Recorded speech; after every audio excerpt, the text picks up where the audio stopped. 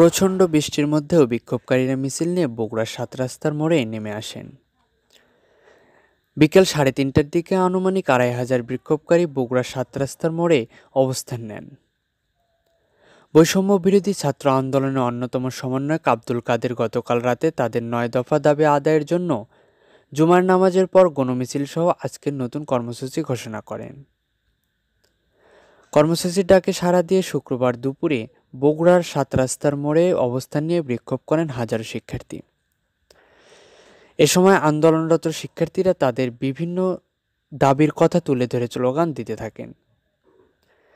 এই আন্দোলনে ছাত্রসহ অনেক অভিভাবকরাও তাদের সঙ্গ দেন। সবশেষ বিকেল ৫টায় প্রায় ৮,০০০ শিক্ষার্থী, অভিভাবক ও সাধারণ মানুষ জড়ো হয়ে বিভিন্ন সড়ক অবরোধ করেন। শহরের কয়েকটি পুলিশের সতর্ক উপস্থিত দেখা যায়, তবে কোনো আটক কিংবা সংঘর্ষের ঘটনা ঘটেনি।